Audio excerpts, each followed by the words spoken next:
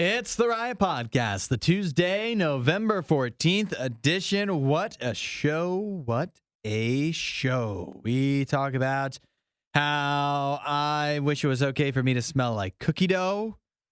We also talk about a controversial study that says our pets aren't making us happy. And Isaiah disagrees. We talk about when is the best time to get engaged around this time of year. And if you're watching this podcast, you're going to want to watch the next video as well, because it's probably our food fight with the Krispy Kreme fall collection of donuts. You can find out what we thought about those. They were very yummy. Oh, I thought you were going to leave it on a cliffhanger. I thought about it, but you know what? They were so good, I had to touch it in here. Check that out. Enjoy the podcast, and we will catch you next time. See you guys. You won't hear a show like this anywhere else. And that's probably for the best. The worst of the riot. RadioU. Hello, Isaiah. Good morning. Logan Paul, you buy this? In a recent interview with Fox Business, Logan Paul says his plan is to retire from boxing. I guess that's a weird way to put it. It's not his plan. He is retiring from boxing, is what he says. Does that mean, because I know that he does like the WWE stuff. Yeah, that's different. That's separate, That's right? not boxing. You ever watch WWE? No, I'm just making sure that he's not, when you say boxing, I'm making sure that you're not encompassing all of the stuff that he does. No, he is. It's just boxing, then yes, I believe that he would retire. He says, I think I've retired from boxing. I think I've done enough in this sport. And so he's going to be a full-time wrestler. Those are all. Yeah, I can imagine that. But isn't this what boxers do? Boxers say, like, how many times has Floyd Mayweather probably said he was retiring, you know? A handful of times. Yeah. You know, but Logan Paul, did like you ever think that when you say what boxers do, you encompass him in that category? He's an entertainer. I think he was built for the WWE. He's 25-0 as a boxer. What more do you need to see? I think that this is I mean, he may intend on not boxing, but you get that big payday, you know? That next big payday comes out and they have to up the price because they have to lure you out of retirement. This is boxing, this is like boxing 101. And you said it, he's an entertainer. So this is all part of the shtick. So that one day he comes back, it's like Logan Paul putting the gloves back on for one last bout. I don't know who to be against, but I mean, he may never box again. I just think this is the part of the boxing thing. You say you retire if you're not going to fight for a while. Retiring from boxing does not mean the same thing as if I said I'm retiring from radio. I think that's completely different. Yeah, completely different. No one would lure me out of retirement.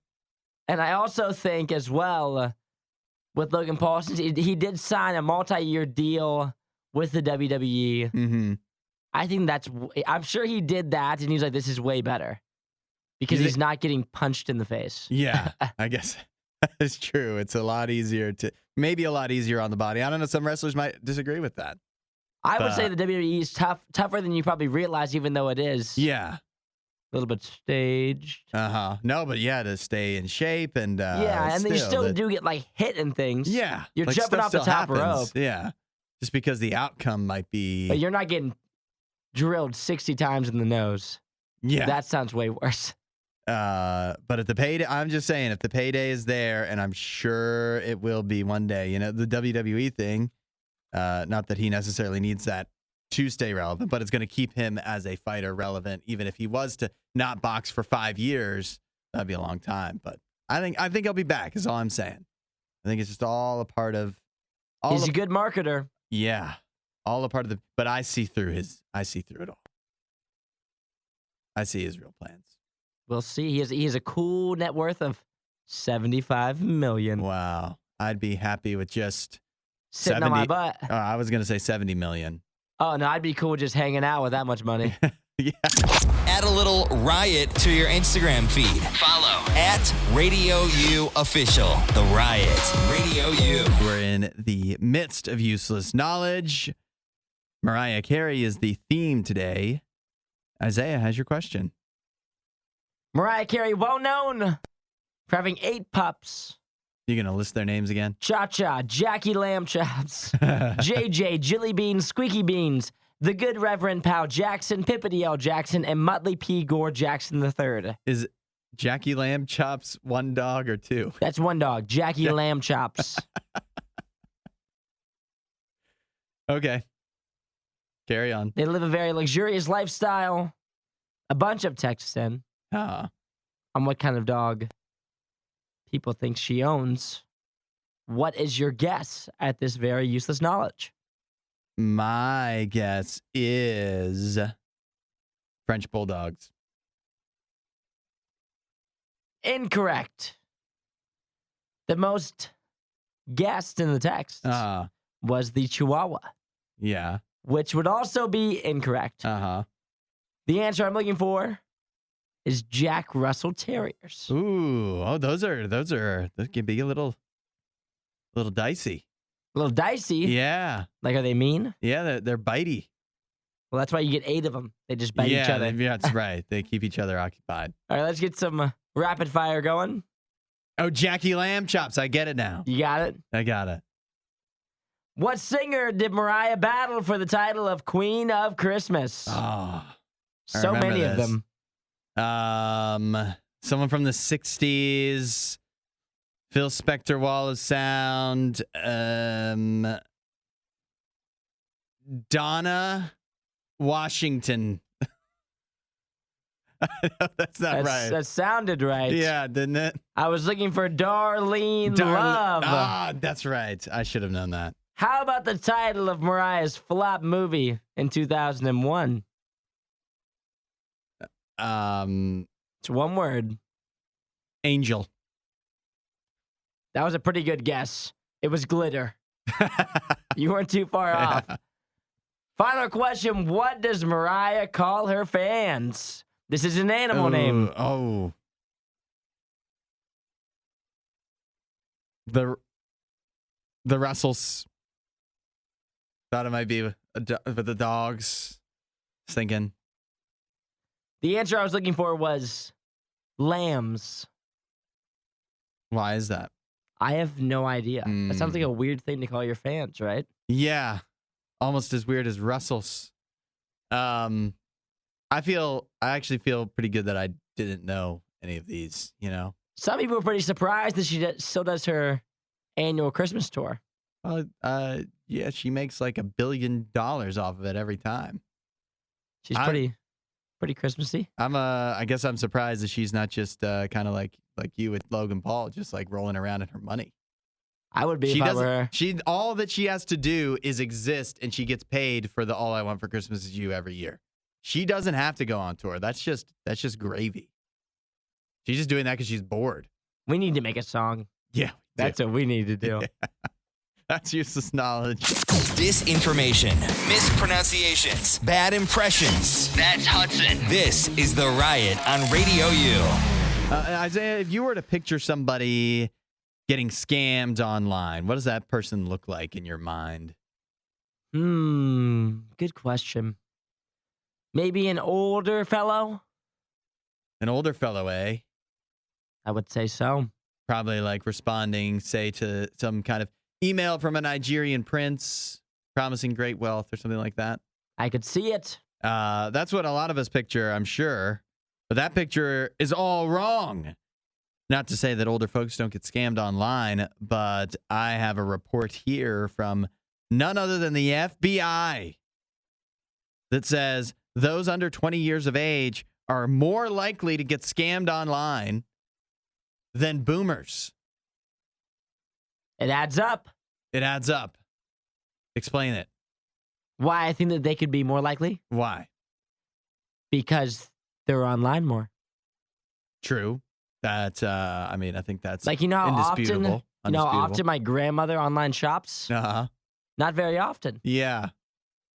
Smart Where on her I and clicking on every Instagram ad that pops up. Mm-hmm. And Makes so my sense. discernment of trying to figure out what's real and what's fake, I've got a lot more of that going on. Yeah, that makes... To where I feel like my parents are more likely to just stick to Amazon or buy right off Target's website, Mm-hmm. right off Macy's website, where I might go to maybe a more niche website. Yeah, well, you see an ad on TikTok or whatever, and then you just, you roll on through on that, and you don't know what you're getting back. You don't know where you're going. You type a password in, and now everyone has it. And then all of a sudden, I'm trying to discern every day what's real and what's fake when my parents aren't as likely to have to go through that. They just go with the tried and true options. They do. Well, that makes sense. The actual hard numbers in 2022, this is only people under 20 were scammed out of $210 million that was reported by the FBI. So that's only what people went through the hassle of reporting, or that, like where the scammer got caught somehow. So you'd have to think that more than $210 million was scammed out of people in 1 year, and those people under 20 years of age. Forget about getting older. They also say that it's not just like we're thinking of online shopping or whatever, and how that can have its pitfalls and foibles, but that's not the only online scam that people are falling prey to. Especially younger folks would be more likely to fall prey to than, say, the older generations. Because think about this one. What about phony job offers?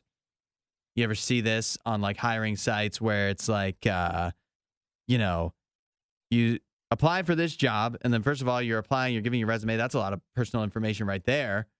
And then besides that, some jobs will ask you, some phony jobs will ask you to pay for mandatory training or equipment, stuff like that.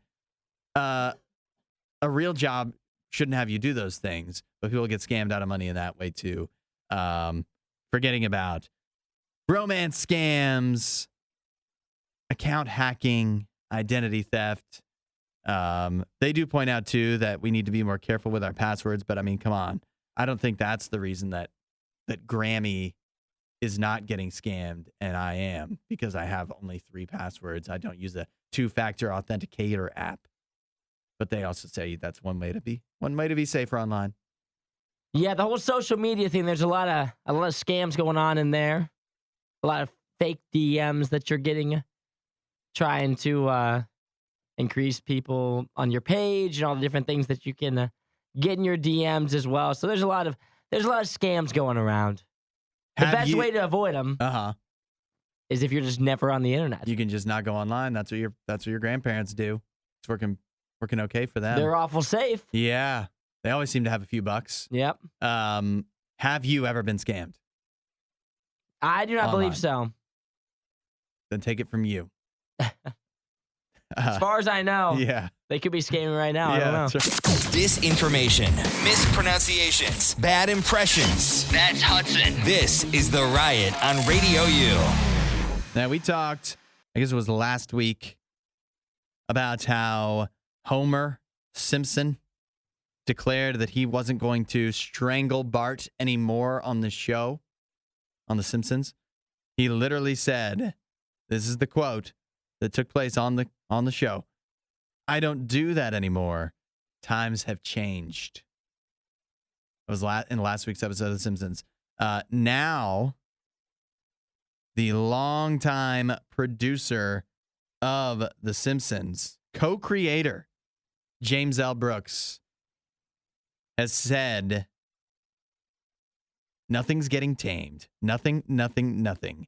He'll continue to be strangled, if you want to use that awful term for it. He'll continue to be loved by his father in a specific way. So we've been lied to. We've been duped, bamboozled, Smeckledorfed. Homer's going to keep strangling Bart. What was the point of that whole thing anyways? Well, the thing with The Simpsons is each episode really is encapsulated in itself. That's true. There's not really a running plot. That is true. If there was, how could everyone still be the same age? So they're saying pretty much that just lives inside of that one episode. In that one episode, that was an accurate statement. But overall, I mean, I guess that's a reasonable explanation. There's a lot of things Homer probably says in one episode or another that don't hold true throughout the whole series. But still, it did feel like didn't it feel? Here's what I'm asking: who's wrong? Were we all wrong to interpret that as a hat tip to the fact that he hadn't strangled Bart for several seasons, and then now that's the type of thing that would be frowned upon? Obviously, it should have been frowned upon. Actually strangling a child would be frowned upon back in the early days of The Simpsons as well. But now it would be the times had changed enough to where it became too politically incorrect to do it as a joke. And so that they were acknowledging, were we all wrong to interpret it that way, or were they wrong to put that line in there and think that people wouldn't interpret it that way? I don't think it's about who's wrong. I think it's about how right the Simpsons were. Now listen. When have we ever spoke about the Simpsons on here? Rarely ever. They put this out there. Yeah. Because maybe they haven't had the marketing recently. Maybe they haven't had the ratings recently. You toss something like this out there, all of a sudden, Homer's not strangling Bart no more. Yeah. Their audience, for a large portion of it, that was one of their favorite parts of the show. Was it? It's one of the most memorable parts. Nobody seemed to notice when it was gone for 3 But seasons. when we said it, everybody knew what we were talking about. There's a lot of things, a lot of episodes, a lot of reoccurring bits in The Simpsons that we could recall that people would have no idea what we're talking about. But Homer strangling Bart, we knew exactly. Everybody knew. Yeah. Great marketing. Everybody tuned into The Simpsons this week. Did we tune in? Top of mind, The Simpsons were once again. Like they haven't been in probably 10 years. Great marketing. He strangle Bart? Great marketing. Got people up in arms. Who shot JR? Got people up in arms. It did. I just don't know if it was in a good way. Well, it definitely wasn't. I don't think it was in a bad way. Yeah, I guess not. I would say for them, I'm sure their ratings were through the roof this week. I mean, can you imagine? Yeah. All publicity is good publicity, they say. We're not sure who behaves worse, the Riot or their dogs. I don't even know how to behave like a real human being. The Riot, Radio U. A real romantic time of year. Did you know that in just the space between Thanksgiving and Valentine's Day, 40% of engagements take place, 40% of proposals happen between Thanksgiving and Valentine's Day. And that might actually seem a little low, but then you think that's really only that's 40% of engagements happen in like a 3-month span of the year. A lot of big days. Yes. A lot of big engagement days. In fact, if you look up the specific days where people propose the most, they're by and large all in this time frame. The number one most popular day to get engaged, you guessed it, Valentine's Day. How romantic. Yeah. Kind of basic though, don't you think? A little bit basic. Yeah. If you're like, part of the proposal for a lot of people is you want attention. If you want attention, you can't be one of the 7 couples that gets engaged on Valentine's Day. But at the same time, you don't announce it the day that you get engaged. You don't with the pictures and whatever? I think you can, but it's going to come like a week later usually. Because you got to tell everybody. Yeah. Usually you don't The announce important people, yeah. Yeah, you don't tell your parents on social media. You would call them. Yeah. Get around all your close friends. Maybe do it February 22nd. 8 days you hold off, huh? Yeah, you do. At That's least. hard to hold off that long when it's going to blow up on your Instagram. The number 2, this is surprising. Do you know the number 2 most popular day to get engaged? New Year's Day. I guess with the the New Year's kiss and then, a ring. Will you marry me? At 12:05 a.m. That's how I did it. I said, aha. Oh. Yeah. Looky here. New Year's Day, the second most popular day to get Ball engaged. drop. Yeah, a big moment. You do it right when the clock strikes midnight. So then it's New Year's Day technically, but Yeah, it's New Year's Eve. it's really a New Year's Eve proposal. Number 3, Christmas Day, of course. See, that doesn't seem like I wouldn't That's do not that. an of course to you. I wouldn't. Those don't seem like they cross all that much for me, but Why not?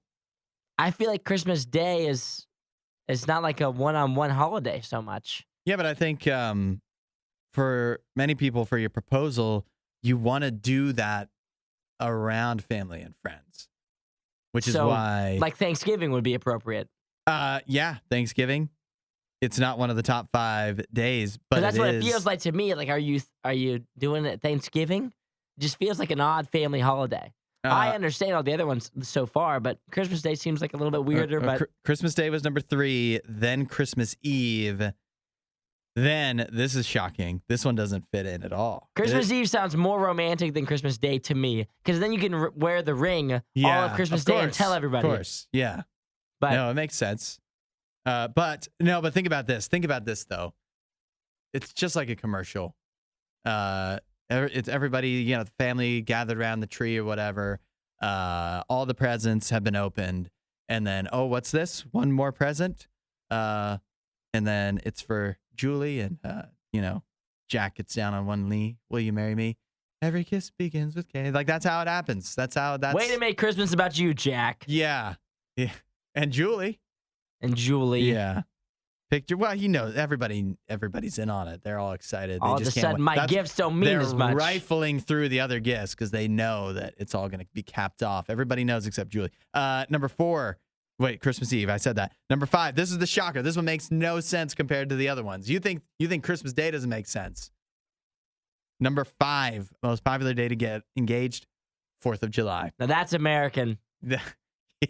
About time. Uh-huh. About time. What? Probably during the fireworks, I guess, would be romantic. If you had to pick another day, what day would you pick? I just think, sometime between Thanksgiving and Christmas where a bunch of people are together. Like if you want it, for me and my wife, the way we did it, we didn't have a big showy proposal, out somewhere. It was kind of lower key because she didn't want the attention. But if we would have wanted, family around, people that would be happy for you, that actually care, not strangers. And so maybe if you're really close with your families and you want them to be involved in the moment, you do it on Thanksgiving or some other family gathering around the holidays. Not a bad time. Yeah. December 23rd was number 6, by the way, too. Really? So, yeah. Christmas Eve. And then the Saturdays before Christmas are also. No Thanksgiving, though. Nobody wants to. Thanksgiving didn't even come up.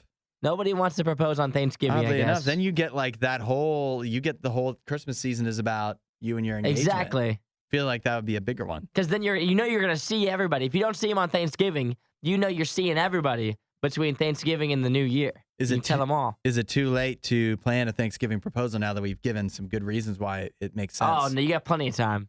Plenty of time. What have we got, 2 weeks? Yeah. More than enough. The only thing Isaiah loves more than the riot is himself. Someone who probably still lives with his mother and hates himself. You're listening to The Riot on RadioU. Christmas is a time of year that's all about cover songs. You ever think about that, Isaiah? People love to cover. Yeah. Almost all Christmas songs at this point are cover songs. There's very few originals. Do you know what I found recently? I stumbled across a list of some of the worst cover songs of all time. Not Christmassy, just cover songs in general. Can you think of any bad cover songs? I'm sure there's a bunch of them. But off the top of my head, I cannot. Some of the one, I'll say a lot of the ones on the list are songs that I'm not familiar with. Probably because they suck. But some of the ones that I did see, Disturbed, The Sound of Silence from a few years ago, that was played everywhere. Also, Lenny Kravitz, American Woman. You know that one? Oh, I know that one. And now this one is bad. This one's real bad. Deserved to make the list. You know the song Behind Blue Eyes? Mm-hmm. you know that Limp Bizkit covered that song? Limp Bizkit is in a bunch of them. A bunch of bad covers. Yeah, they have, haven't they? Yes. And their Behind Blue Eyes one is particularly bad because at the end of the song, it's got like this computery voice that's like spelling out Limp Bizkit. It's like L-I-M. It's bad. Now some cover songs, we played some cover songs here on Radio U, and obviously Christmas time, a lot of cover songs. Some cover songs are pretty good. In fact, maybe even improvements on the original. But a lot of times you hear a cover song and you're like, oh, this sounds familiar. And then eventually there's a part in the song where you're like, well, this is not as good for a lot of them. Like the Limp Bizkit, L-I-M.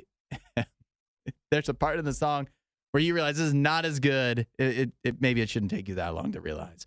But the problem with cover songs is more often than not, they are, you know, they're a reinterpretation of the original. It's just not as good as the real thing. You know, once you've had the real thing, once you've had like good clothes, the stuff from Shein might get the job done, but it's not the same.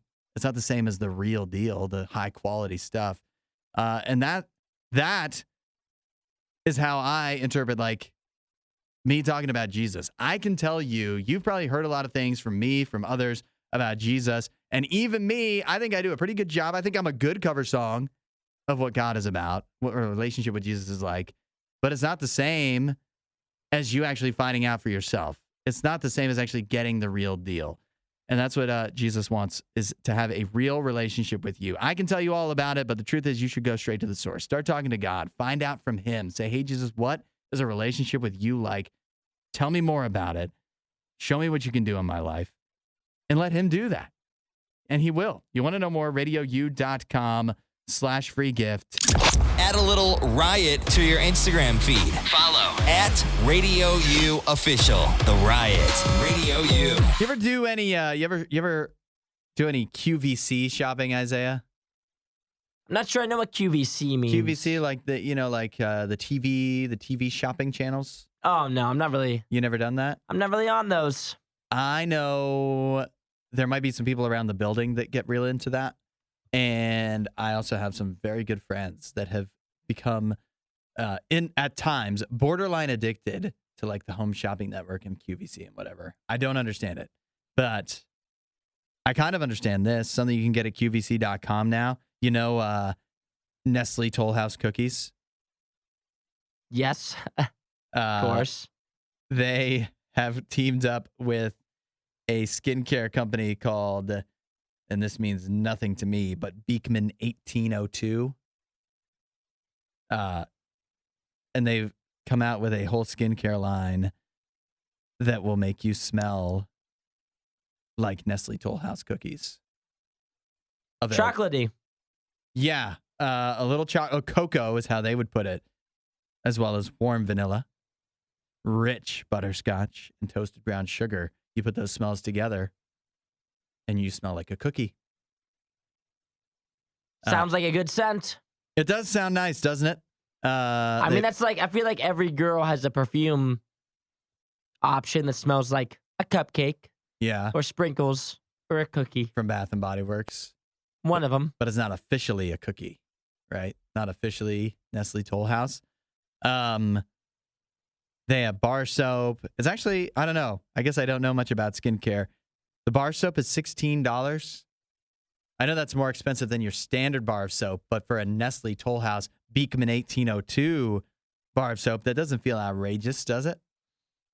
It's kind of like in line with all of the Beekman 1802s. Yeah. They're all around $18. Cookie lip balm. Whoa, that's a lot. $39. Lip balm? That's expensive. That is a lot. Whipped body cream. I don't know what that means. That's $38. It's like lotion. But the thing is, like, would it be weird if you or I like bought this and started smelling like cookies all the time? No. Noticeably. You don't think that'd be odd? I don't think so, no.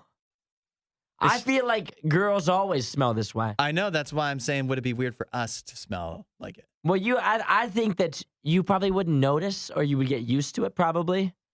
Because I don't think anybody knows what cologne I have on every day. I Yeah, could be don't- wearing cupcake cologne and no one would even know. I didn't even know you had cologne on. I wear cologne every day. Never even noticed. And you don't even know what the fragrance is. No, I do notice Nene a lot of the time. What's he smell like? I think he's. I have no idea. He smells good. He doesn't smell like cookies. I'll tell you that. He You know smells what- like cologne. You know what mine is? Uh, I smell like. Aqua de Gio. Oh, you're close. I smell like the ocean, apparently. Oh yeah. Because the cologne I'm wearing right now is called Ocean. By who? I'm not sure. Oh, it's by Bath and Body Works. By Bath and Body Works. Really? Yes. Really? I smell like Ocean by Bath and Body Works. So like salty and dirty and Is that what I smell like to you? dead I smell fi- salty and dirty. and dead fish. I smell what like you were crisp, going for? clean air. I just think I don't know if you would think it's weird. I just think people would be, if you walk by a gal and she smells like cookies, that's normal. If you walk by me and I smell like cookies, I just think that's going to be. I think that would be a little unusual. I think it might be an improvement. I'm always smell like. Wouldn't you rather have me smell like cookies? Yeah. So why don't we do this? We can. But why don't we? I don't know. Do you don't wear any perfume? No, not typically. Sometimes I do like a beard oil. Mm. Beard oil smells and good. Yeah, it does. It smells like probably like bourbon barrel. See, that would be. They wouldn't make a cookie. They don't have a Nestle Toll House cookie beard oil. I'm only allowed to smell like if I want to oil my beard, I have to smell like bourbon barrels or something. Well, you don't have any like you don't have any lotions either that, I got lotions, but they don't smell like anything They good. not like this. You need to get some new fragrances. Yeah, I think. need to work on it. Add it to my Christmas list. The only thing Isaiah loves more than the riot is himself. Someone who probably still lives with his mother and hates himself. You're listening to The Riot on Radio U. You got Jim, the Basset Hound. Would you say the Jim makes you happy? He does sometimes. Do you think you're happier having Jim the dog than if you were to have no pets at all? I think Jim brings me happiness when I need him to. Sometimes. That was very. You sound like a politician. Like you did. Like I just watched. You watch a debate of the presidential candidates or whatever, and you ask a question, they don't actually answer it. That's what you just did. I didn't swerve your question. You did. I said, do you think you're happier with Jim the dog than if you did not have a pet at all? And I said. You said you said. I think Jim brings me happiness sometimes. But that doesn't answer the question that I just asked you. It's a yes or no question. Would you like me to change my answer? I want you to answer yes or no. Okay. Let me ask again. Yes. Do you think you are happier with Jim the dog than if you had never had any pet at all? I would say I think there are a lot of things that Jim brings to the table that are pros. And then there's some things on a day-to-day basis I would consider a con that Jim brings to the table. Yes. But overall, as a pet, for the majority of the time, he does bring me some sort of happiness. You know he's not listening right now, right? You can say whatever you want. Oh, he's sleeping. You can say no. You can say, I would be happier if I didn't have a pet. I wouldn't or be equally happy. I would be very sad if Jim left my life. Yeah, but that's not the question. All right, listen. I don't want my dog to I'm die. surprised. I'm actually trying to trap you here. No, I'm not saying. I would not say that's what I'm saying. I'm trying to trap you because I think most pet owners, people are listening along. If they're a pet owner and and I ask them the same question, they'd be like, "Yes, I'm happier having my cat than if I never had a cat at all." Well, they probably have more well-behaved animals than I do. True. Yeah, Jim's a specific. He's a problem, gremlin. a very specific issue. But I have new research here from Michigan State University that has found that having a pet does not make you happier. Shockingly, you are not happier with a pet than if you didn't have a pet at all.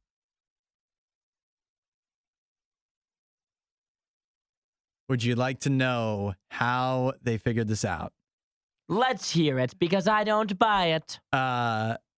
So this goes back, they got this going during COVID-19, during the pandemic, which is actually, they found, thought that it'd be a great time to study this because when everyone's stuck at home pretty much and you have to spend more time with your pet, like it's a pretty good control of the people that don't have a pet versus the people that do have a pet.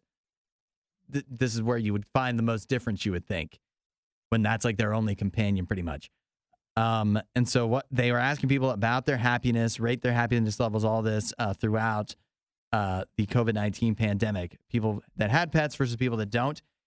And although the pet owners said that their pets made them happier, the actual happiness levels of people that had pets versus people that didn't have pets were virtually equal. You are equally as happy during COVID-19, during quarantine and all that, if you had a pet or if you didn't. And it doesn't matter what kind of pet, how many. Everybody was equally happy or equally upset, I guess you could say. So it's not like, basically you would think if pets make us happier, all the pet people would be happier during that pandemic. And we weren't. Well, you listen here. Don't worry, everybody. I'm going to go ahead and debunk this. Yeah. As you guys are making your way in this morning. So all of our pet people driving along obviously know that this isn't right. So let me just go ahead and debunk it. The people that own pets obviously need the pet. So they need the pet to be a little bit happier. Where the people that don't have pets obviously don't need the pet to be happier. People? They might not be pet people. Maybe if you have a family with a beautiful wife and great children, you might not need a pup there to bring you that little extra happiness, right? They'd be just as happy with me, who's all by my lonesome, with just me and Mr. Jim during COVID. But if I didn't have Mr. Jim, I might be a little bit sadder. We wouldn't be the same level. But if I had maybe a family and kids, maybe I don't need Mr. Jim so much. So you think all of these people that they surveyed that didn't have pets had never had pets before? I'm thinking all the people that maybe they did, but maybe they don't need the pet right now because they have a beautiful wife and children. So they have that same level of happiness. So it's either pet or beautiful wife and children. It could be a hobby. Maybe you're a big sewer or something. And during COVID, you were puzzling it up, and you have other hobbies. You're finally have all the time for my puzzles. I'm not so much into puzzles, so I might need a pup there. So if you don't have a dog, you'll find a way to be happy. But if you have a dog, then that could be your happiness. I don't know. You know what? The only way to find out is to have a similar control group where they evaluate sowers versus non-sowers and see who's happier. Precisely. Disinformation, mispronunciations, bad impressions. That's Hudson. This is The Riot on Radio U. Our boss, Michael, the Sledgehammer, sent me this. How many steps it takes to walk off your Thanksgiving dinner? Go ahead. Give me a dish. I'll tell you how many steps it would take just to walk off the calories from that dish if you had one serving. Well, everybody is probably going to eat turkey. Of course. So let's go ahead and just knock that one out. Let's do turkey. Just a standard roasted turkey. If you had one serving without the skin, 4,259 steps. For many people, that's almost a full day of steps. That's pretty much it right there. I bet you that for an average person that's fairly active, that's probably about what you get. And I'll tell you that for me, most days I take a 30-minute walking lunch, and then I'm still fairly active outside of that. I get to about 6,000. So without that lunch, if I don't take a 30-minute walk at lunchtime, I probably don't get to 4,000. So right there. Make you feel bad about your Thanksgiving dinner. Give me another one. Go ahead, because turkey, that's kind of low on the list. Mashed potatoes. Many people will be eating mashed potatoes. Mm-hmm. Mashed potatoes, if you had one serving, 5,335 steps. Okay, now we're at 9,000. Yep. And everybody's going to eat those too. And you didn't even mention gravy. I'll throw gravy in there. 1,368 steps. So now we're at 10,300. Yep. Let's toss in maybe some bread. Is bread an option? You want to do regular bread, or you want to do stuffing? No, not stuffing. Stuffing. Or rolls. You want to do rolls? I'm looking at rolls, yeah. Rolls? Something everybody's going to eat. Well, everybody eats stuffing. No, they do not. Yes, they do. I think more people eat stuffing than rolls. Text in 8772 Radio U. How do you feel about stuffing? Stuffing is More people eat rolls. Everybody gets a roll on their plate at Thanksgiving. Stuffing is possibly the best part of Thanksgiving. Some people don't even have stuffing. We don't even have stuffing at my Thanksgivings. What do you have? Dressing? We don't have any of that jazz. We got rolls, baby. The You might have a roll- little thing of stuffing, but that's not really Well, a it's very, staple for my it's family. very healthy of you. Stuffing is one serving of stuffing. 7,958 steps. That's the highest of them all. Why do you think nobody's eating it? Yeah, that's right. Dinner rolls was 1,928. So a much more 11? much more calorie conscious choice. So let's get to pumpkin pie because everybody's gonna eat pumpkin pie as their dessert. Of course. This is a bad one too. If you go ahead and do no whipped cream on your pumpkin pie, 7,241 steps. All right. I have our answer, unless people are eating other things. So you just added that up, just those items, which is not nearly like I don't know about you, but I'm going to have probably 4 other things at least. See, that's my Thanksgiving dinner. Okay. That's what I eat. So I'm looking at 1,800 steps. Sorry, 18,000 steps. 18,000 steps. That's doable. That's doable. That's 2 days for me. But Probably 2.5 days for me. yeah, if you spent the entire day walking outside of when you were eating your Thanksgiving dinner, which we all know you're not going to unless you're in the Macy's Thanksgiving Day Parade, you might be able to walk it off. Zach says stuffing better than bread/rolls. Nadine, no stuffing at my place. Regina, stuffing is good, but rolls I think is much more popular. Ben, I literally only care about stuffing. Yes. Philip, stuffing, rolls, sweet potatoes, deviled eggs. Now that's an interesting Thanksgiving. Yeah. Deviled eggs. Janae, I hate stuffing, rolls all day. It's a mixed bag. Yeah. Yeah, real 50-50. Deviled eggs, believe it or not. Actually, on the list, you want to know how many steps for deviled eggs? How many? Philip probably wants to know. 3,004 steps. That's not bad. If you have 2 halves of an egg. In That's other not words, bad. an entire egg. Yeah. I got a feeling Philip's eating more than 2. Yeah. We're eating around 4 deviled eggs if you're a deviled eggs guy. I don't blame him. But yeah, just wanted to make you, I guess, feel bad about your Thanksgiving. Apparently. Hey, we're all doing it. Yeah. You don't have to and feel it's bad. one day. This is not how we eat all the time. You eat whatever you want. It's your day. Cumulatively, throughout the year, I take enough steps to cancel out the Thanksgiving dinner, right? Yeah. We're not sure who behaves worse, the Riot or their dogs. I don't even know how to behave like a real human being. The Riot, Radio U. We're having a food fight. We've got Krispy Kreme's brand new fall collection of donuts, 4 new flavors to try. These are available throughout the rest of the Thanksgiving season, and then I assume they'll switch over to Christmas stuff. I'm glad we were able to get these. Isaiah, there's 4 options. Which one do you want to try first? Let's try maybe the filled one, the blueberry blackberry filled one. That one is the classic blackberry crisp filled donut. Their take on a classic blackberry crumble. It is blackberry filling, dipped in cinnamon icing, topped with granola. And it smells immaculate. I was thinking for this, and they also have an apple-filled one. They'd be real good probably to microwave. Oh, warmed up would be Yeah, fantastic. would be another good way to try these. But let's just try them the way Krispy Kreme intended first. The filling is good. Mm-hmm. A good ratio. It's tart. Tart and tasty. What's on top of that? Granola and cinnamon icing. Would that Very be good. It's good. That's just not my style of donut. Wouldn't be the first one I go to, but it is just kind of it's an elevated jelly donut. Very nice. Very, very tasty. Next up, I'll choose. Let's do the caramel pecan brownie next. This one I'm not so sure about. I like caramel. I like pecans. I like brownies. It says it's an original donut dipped in brownie batter icing, topped with candied pecans and caramel flavored icing drizzle. I'm not a huge pecan guy, so we will see how I feel about it, considering that would be my first choice of nut. It was good. I like all of that too.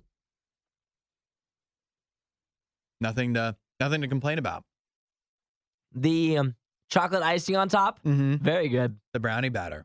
It's different than just their standard chocolate, which means it's not too sweet. And it goes well with the pecans. It kind of overpowers the pecans a bit, Yeah. which I appreciate. Just a good balance, a good ratio yet again. So that's a winner.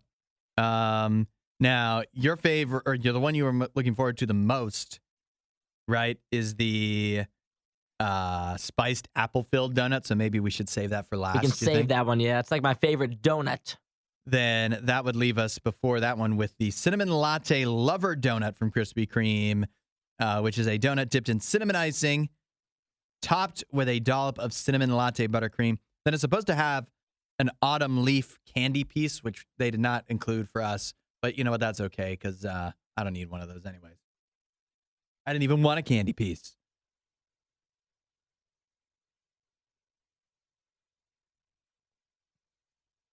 The icing doesn't have a lot of flavor. Yeah, do you get? There's definitely cinnamon. It is sweet, but it tastes like a cinnamon latte. Does it taste like, is there the coffee undertone to it? I'm not sure that I'm getting a whole lot of that. However, not bad. It's just a pretty standard. It tastes like a vanilla iced donut to me, Yeah. which is with like a little bit of cinnamon. I can Mhm. taste the cinnamon, but it's good. Nice. But Nothing wrong with it. nothing too wild. But definitely the least exciting or unique so far that we've tried. Now let's wrap it up with the spiced apple filled donut, which is a donut tossed in cinnamon sugar with apple cider flavored filling. Oh yeah. And let me tell you, if we heated this thing up, Oh. I know it would make it a lot better, but we're going to try it yet again, just how Krispy Kreme intended. Uh-huh. How they gave it to us. Oh, yeah. That's good. It could. I just imagine it'd be much better warmed up. Yep. Now And- I'm biased because that's my favorite kind of donut. Mm-hmm. It's an apple-filled, cinnamony sugar Mm-hmm. coated, but Well- so that's my favorite. The double whammy of that one is it's good, and that one to me sums up the fall the most. It Like does. that feels the most like this time of year.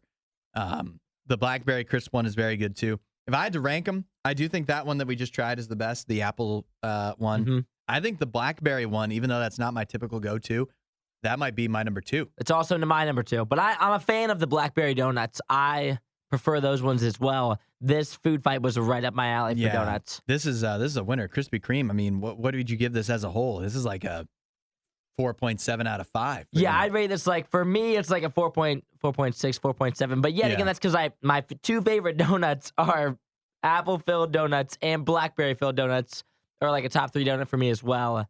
So this one right up my alley. I like how Mark says simply, "You had me at Krispy Kreme." Easy enough. Well, Yeah, We've tried a lot same here. of different like new kinds of donuts they've put out. This one is probably like my favorite one that we've ever done. Yeah, a good combo of unique, seasonal, and good. They nailed it. The only thing Isaiah loves more than the riot is himself. Someone who probably still lives with his mother and hates himself. You're listening to The Riot on Radio U. Got a story here about one of your favorite people, Isaiah, Elon Musk. Bottom 3. So does that mean you're not interested in a biopic that's all about Elon Musk's life that has just been announced? Could be an interesting concept. Is he going to be in the movie? Will he be himself? Something tells me he's not going to portray himself in the movie. Although I bet you know what? I bet you he would want to.